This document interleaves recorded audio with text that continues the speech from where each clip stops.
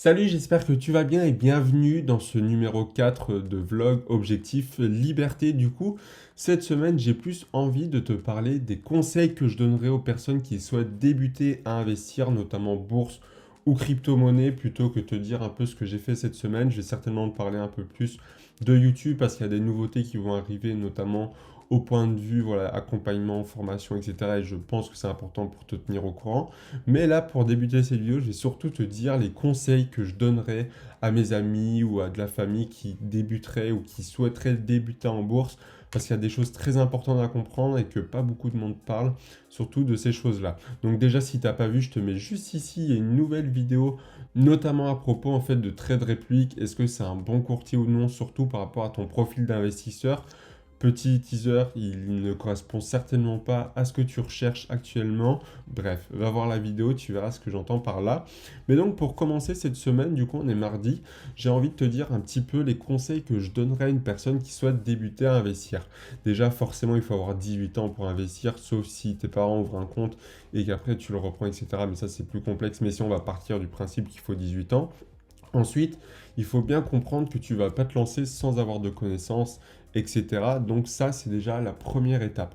Mais voilà, on va dire en fait que tu as déjà les connaissances, hein. Si tu ne les as pas actuellement, tu peux très bien acheter certains livres sur le sujet, également voir beaucoup de vidéos YouTube, celles que je fais ou d'autres qui parlent également de la thématique. Si tu vas aller un peu plus loin avec mon contenu et que tu aimes ce que je produis, je te dévoile mes méthodes, ma vision dans les emails exclusifs, hein. C'est le premier lien en description, tu découvres un peu de quoi il s'agit en cliquant dessus. Et on va dire du coup que tu as déjà les connaissances, etc. Mais que tu as vraiment envie de passer à l'action. Déjà, qu'est-ce que moi je te conseillerais, les erreurs à ne pas faire? Déjà, je vois beaucoup de monde se ruer sur le premier courtier. Donc un courtier, si tu ne sais pas, c'est un site qui te permet d'acheter les actions, les ETF, etc. Enfin, d'investir ton argent en bourse. Et je vois qu'il y a beaucoup de personnes qui se jettent sur le courtier qu'on leur a conseillé, qu'un YouTuber, moi ou un autre, a parlé. Sauf que le problème, c'est pas la meilleure chose à faire. Je vais t'expliquer pourquoi. Car déjà, d'une, il faut comprendre que chaque courtier différent propose des avantages, mais également des défauts différents de chacun. Et il faut vraiment que tu les compares entre eux. C'est-à-dire que je vois beaucoup de personnes qui comparent Trade Republic à Trading 212, etc. Mais il faut comprendre que ce n'est pas les mêmes plateformes et donc ça n'a pas les mêmes choses. Par exemple, tu peux très bien être impacté au niveau des frais différemment. Tu as peut-être une optique d'investisseur différente. Je pense par exemple que si tu es trader professionnel, tu ne vas pas aller te mettre sur Trade Republic ou Trading 212 pour travailler. Et bien là, c'est la même chose. Si tu investis même à long terme, certaines choses peuvent être plus avantageuses pour toi. Et surtout, ce pas les mêmes entreprises, donc elles ne sont pas gérées de la même manière, domiciliées au même endroit, etc. Et ça, c'est des choses à prendre en compte. Car je vois beaucoup de monde, du coup, comme je t'ai dit, se jeter sur une plateforme qu'ils ont cru qu'elle était bien, sans faire des tests, sans voir des avis, etc. Je vois beaucoup de retours de personnes qui ont fait l'erreur d'investir sur des plateformes qui étaient des arnaques, etc. Donc faites énormément attention aux plateformes dans lesquelles vous investissez, mais surtout regardez bien les frais, car on n'en parle pas assez. Mais des frais, c'est tout simplement de l'argent que vous perdez. Donc si vous prenez une plateforme qui n'est pas adaptée pour vos frais, tout simplement, vous allez perdre énormément d'argent. Je prends par exemple mon cas, j'ai investi au tout début avec Revolut, ensuite notamment avec Bourse Direct pour mon PEA que j'aime énormément, qui me correspond totalement. Et enfin, j'ai investi également avec Trading Republic maintenant pour le compte titre parce que j'ai préféré passer sur une entreprise qui ne fait que ça par rapport à Revolut car maintenant Trading Republic va mieux me correspondre. Mais je prends l'exemple pour un PEA. Je vois Boursorama qui a mis des ordres limités à 100 euros maintenant, notamment pour les ETF, si je ne dis pas de bêtises. N'hésite pas à me reprendre dans les commentaires parce que je ne suis pas chez ce courtier-là, mais beaucoup d'abonnés m'ont parlé de ça. Et maintenant, ça ne va plus correspondre à des personnes qui investissaient que 100 ou 200 euros par mois. Pourquoi? Car tout simplement, ça va limiter ta diversification. Là où chez Bourse Direct, tu vas pouvoir investir dans peut-être 5 ou 6 ETF différents avec, imaginons, 100 ou 200 euros. Chez Boursorama, ça va être beaucoup plus compliqué, mais il y a d'autres avantages à Boursorama que tu dois prendre en compte. Donc déjà, c'est la première chose que je te conseille fortement, c'est de bien sélectionner tes courtiers en fonction de toi et non pas de ce qu'on t'a recommandé, sauf si c'est quelqu'un qui connaît ton profil, qui sait ce que tu cherches et qui t'a dit quelque chose de précis. Mais sinon, ne va pas taper sur YouTube quel courtier choisir sans comparer et en prenant le premier venu, ça c'est la première chose qui est très importante. Donc dès que tu as commencé à investir, que tu as appliqué la stratégie que tu as mis en place au préalable, ça va être très très important que tu comprennes le rôle de tes émotions en bourse. J'en parle beaucoup, mais je le redis parce que c'est extrêmement important. C'est peut-être le facteur déterminant pour lequel tu vas perdre en bourse ou gagner également. Si tes émotions jouent énormément, qu'à chaque fois que tu vois une nouvelle négative, tu vas avoir peur ou que tu vas voir le cours s'effondrer ou même un petit peu baisser, tu vas directement vendre. Ça peut aussi bien s'appliquer à la bourse comme aux crypto-monnaies.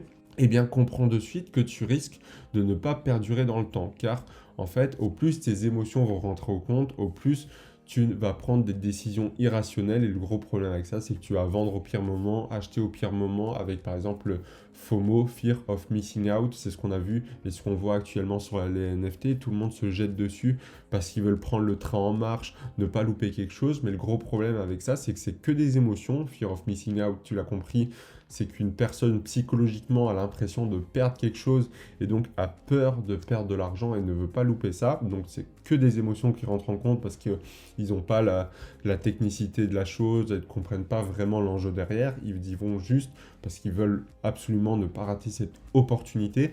Et voilà, donc il faut que tu comprennes déjà de gérer tes émotions, de comprendre comment elles fonctionnent, quels vont être ce qu'on appelle en anglais le trigger, donc qui est-ce qui vont les déclencher. Ça, c'est très important également pour éviter de juste tomber tous les jours dans des choses qui déclenchent tes émotions sans faire exprès. C'est quelque chose de très important à prendre en compte. Si tu veux une technique que j'utilise moi personnellement pour gérer au mieux mes émotions, c'est très simple. C'est déjà d'une, j'évite d'écouter les médias traditionnels parce qu'on entend souvent et très souvent des nouvelles négatives, notamment quand on parle de bourse ou d'économie.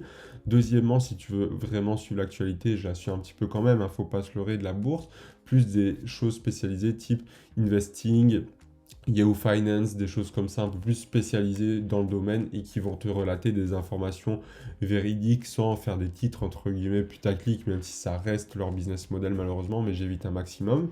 Ensuite, c'est d'agir de façon robotique, c'est-à-dire que, voilà, imaginons, je prends mon cas, j'investis tous les premiers du mois, boum, je vais le premier du mois, je ne regarde pas si le cours a changé ou autre. Évidemment, moi, c'est suivant ma stratégie, je peux me permettre de faire ça. Toi, peut-être pas si tu cherches à vraiment acheter au meilleur moment, mais moi, en tout cas, je te partage mon expérience. Donc, le premier du mois, j'investis X somme dans X actions ou X ETF parce que je sais que c'est ça qui me correspond.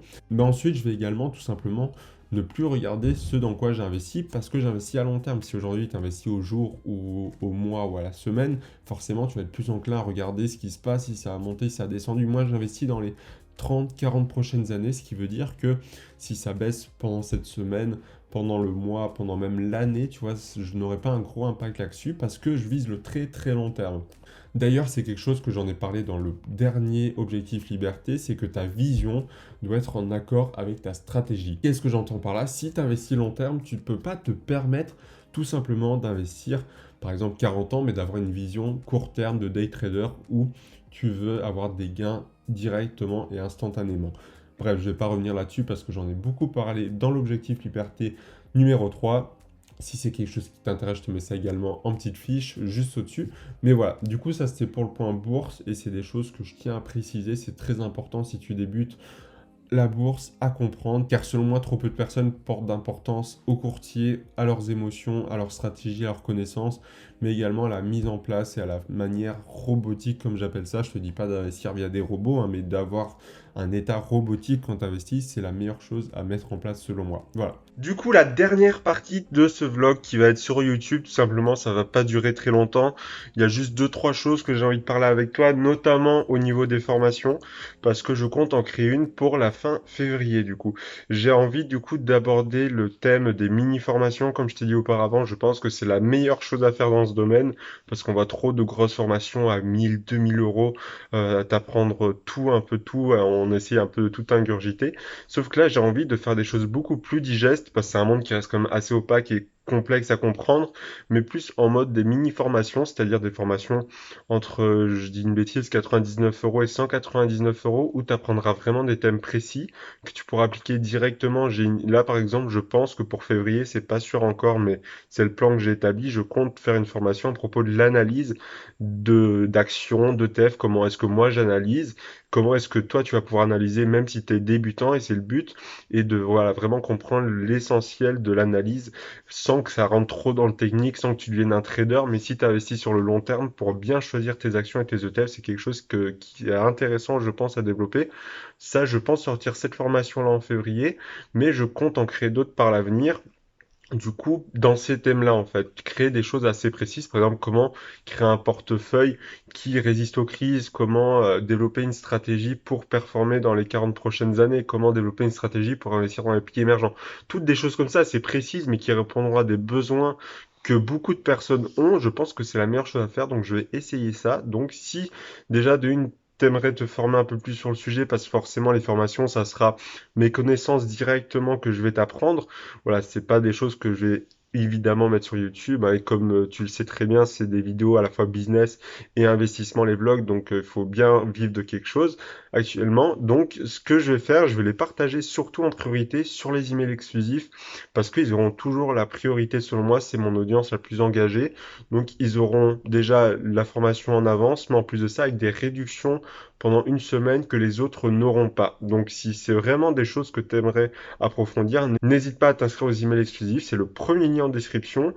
En plus de cela, tu verras que je te fais pas que de la promotion, les emails exclusifs. Le but de ceci, c'est vraiment que tu apprennes des choses, que je te transmette mes méthodes, ma vision. Je te transmets des choses beaucoup plus pointues que ce que je peux te faire sur YouTube et Instagram. Donc c'est très intéressant d'y participer, hein. Je te fais que de la promotion à la fin de certains emails, juste après t'avoir apporté beaucoup de valeur. Donc c'est même pas vraiment des emails commerciaux, c'est juste pour les personnes qui veulent aller plus loin, évidemment.